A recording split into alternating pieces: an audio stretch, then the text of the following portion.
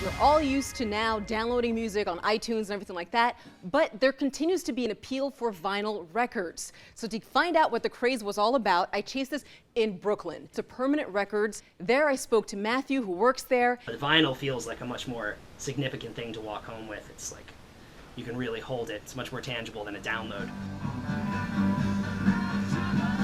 So while he was talking about the tangible aspects of vinyl records, he brought out one of the most iconic record albums in history, the 1971 Rolling Stones' Sticky Fingers, which has an actual zipper on it. Speaking of tangible. Oh yeah. That oh works. My gosh. Oh my gosh. Yeah. Oh my gosh. That was only the first. I was gonna say, don't do this at home.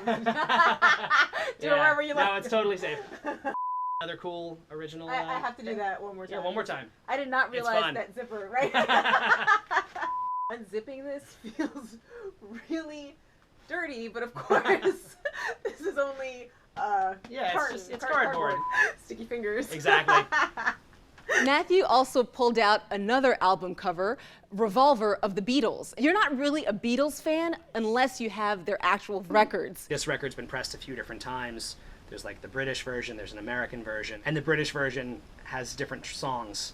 Like they actually mixed up the sequence of the songs on the British versus the American. Okay. So to some people, this is super desirable.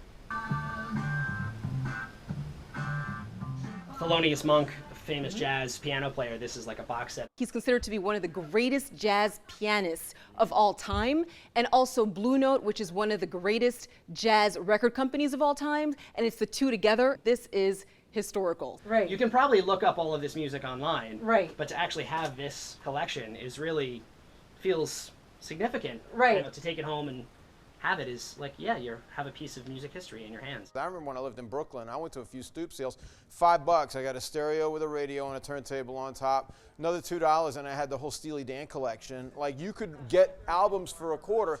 And then you go through them. It's cheap enough you can see whether they're scratched to hell or whether they're any good. But you can get a lot of vinyl, a lot of music for nothing. And the art is awesome. Huge vinyl fan. I hate that it's gotten cool. Does he also sell 8-tracks? No?